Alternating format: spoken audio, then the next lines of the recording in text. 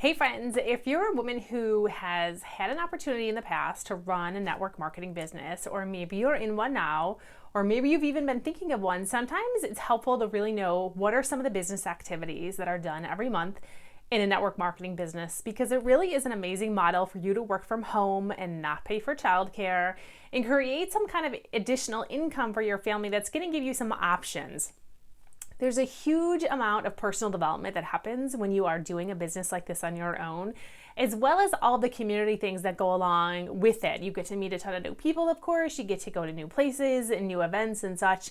And some of the things that you do every month can be contacting customers and, of course, former customers. So maybe sometimes there are people who used to purchase products from you and they don't anymore. Well, one of the initiatives that I've done recently in my business is to take on connecting and contacting people who used to purchase product on my team, but don't any longer. And some of these people are actually friends of mine. Some of these people are individuals that I've met only one time, but I know that they really like the product and perhaps they just haven't had a chance to order in a while. And so I've put together a couple of quick things that I've done to get in touch with those people again and reconnect them just with the benefits of the product and with our team and with the things that we have going on. And so a great way to do this is communication, of course, by letter, by email, by messenger, by tagging them in Facebook groups. And so those are a couple of things that I did, and I'm going to share some examples of what actually I have said to people and what some of the outcomes are in terms of connecting with former customers of yours. And so, first of all, it's a great way to just reconnect with people and get them back in touch, but it also can be helpful, of course, for your volume, but to help people just learn about something that they maybe didn't get a chance to do before. I know people that have purchased products for other family members and then they got a chance to learn about them themselves. It can also help your team with sales volume, of course, but it can also really just enhance your communication with other people to, get to improve your communication skills and help you just be consistent on social media and be consistent in reaching out to the people that are your customers or clients or potentially or even former, of course. And so here's a couple of things that I did actually. First of all, I wrote a letter. Yes, a really old-fashioned, old school, printed on paper letter. In fact, here it is. And so what I did was I put together, I actually filled out both the front and the back of some information that I thought would be really helpful for these people to know if they haven't talked to me in a while, or maybe they just don't have a chance to order or don't have a chance to learn about the products. I actually put it all down on print and paper for them to be able to see that and pick up in their home. Now you can see actually a couple of things that I did. I printed this on colorful paper just so that if it was laying on a table or a desk or something that it would stand out a little bit to someone.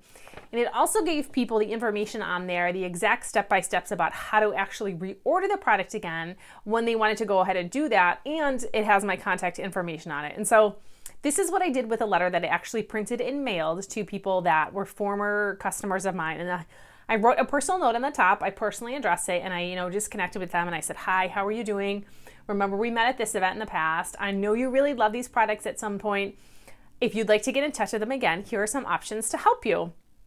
And so I usually make it very generic. I don't often say if, but I say when you would like to do such and such, or here are options for you to get started whenever you're ready. So I said, I'm sending this letter to personally invite you, and I put this in bold, to choose some products to help you right now and your family and reactivate your account with an order. So I really came out right and said to the person what exactly I wanted them to do. It wasn't like a fluffy, generic, here's some general information about our products and what they can do.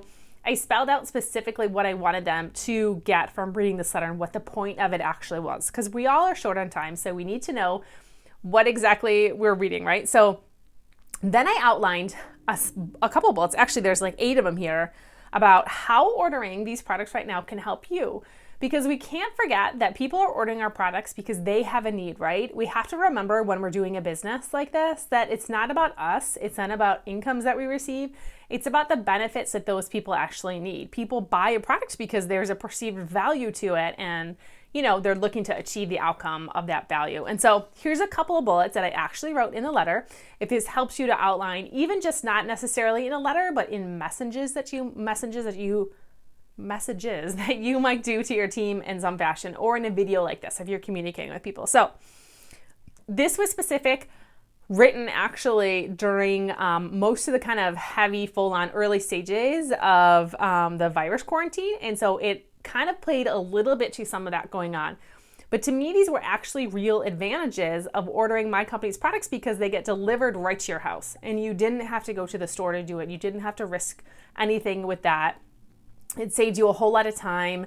They were in stock. And so those are a couple of things I outlined. So I put, save time going to the stores and stay out of the public as you choose, because we don't want to make assumptions on what people are doing.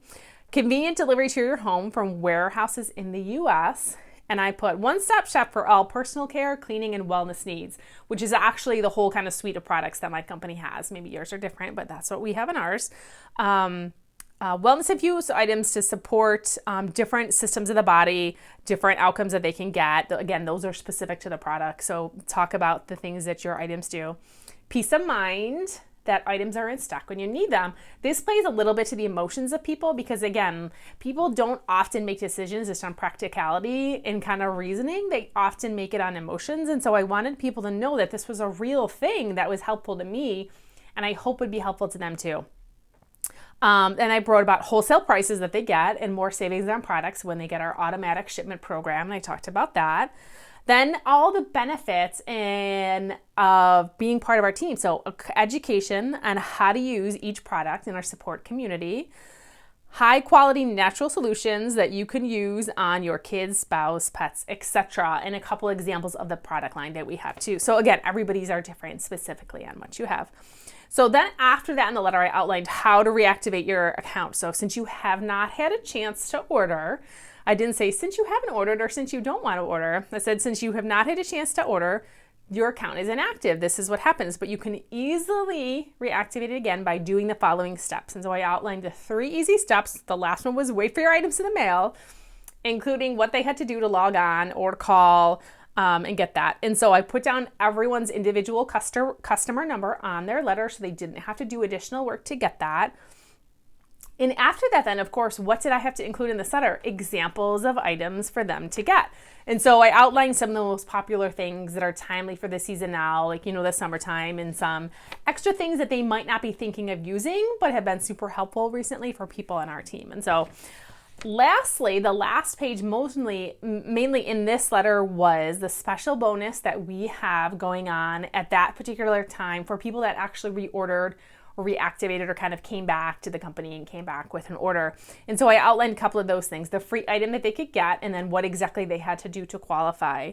And then I had it a little disclaimer at the bottom because I wanted people to realize that making this order did not kind of obligate them. I just spelled out a little bit of the specifics so that they could actually realize what they were doing and what it meant, right? Because you want to know if you're buying something, what it means. And so that's the letter that I came up with, 2 sides, and I did mail those out. So in my company, actually, we get the addresses, we can look up the addresses for people that are former customers and their email addresses. And so that takes me to the next point. And so the next communication that I'm doing to follow up with the letter is an email series. And I'm actually just taking the language that I used in the letter and putting it into a 3-part email series that gets sent out once every 2 days to the people that are former customers of mine. Now be careful if you're doing email communication. I have permission to communicate with these people because they are actually customers of mine or were at some point. And if your company doesn't have that, just make sure you look it up, some of the policy about how to be in touch with people. So that's something that I did. So I made the letter, I made a 3-part email series. And then what I'm going to do is I'm going to tag them in my Facebook group. We have a member group that they are all still part of. I do not remove former customers from our Facebook group because there they get to learn about the products, they get to see about the sales, and they get to find out about all the things that they can do to, get the benefits of the products in their life and just be in touch with our community. And so I tag them in some posts. I don't specifically send cold messages to these people because, again, some of them I actually have not been in touch with in more than a year. So I want them to know that they're still part of our group, that they're still welcome, and that these are some of the things that can help them out at this day and age for whatever they might have going on. And that we really wanted to reconnect with them as human beings. And so some of these people I actually see in person. They're my friends. I've had a couple of people say, hey, I got your letter. Thanks so much for sending it. And I would say, great, I'm glad you got it. Now you know how to reorder such and such, and just make sure that they can do that. So In my particular company, there's a lot of benefits for people for reactivating. Sometimes you get bonuses from it. Sometimes you can move them around and it helps in your organization.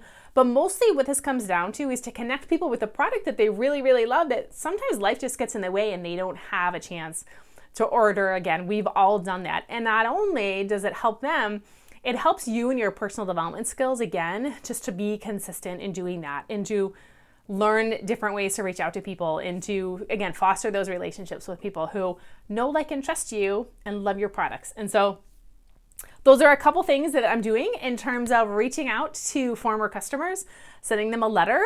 I am sending them an email series, and then I'm going to connect with them in our Facebook group and get them to re-engage with us in our community. So I hope this helps you learn about some of the things that we do in our business. This is not something that I've actually done this detailed in the past, but it might be something that I would do probably once a year actually, or maybe twice a year, depending on how many former customers there are, because we work actively to keep people ordering and keep people using their product and learning about it.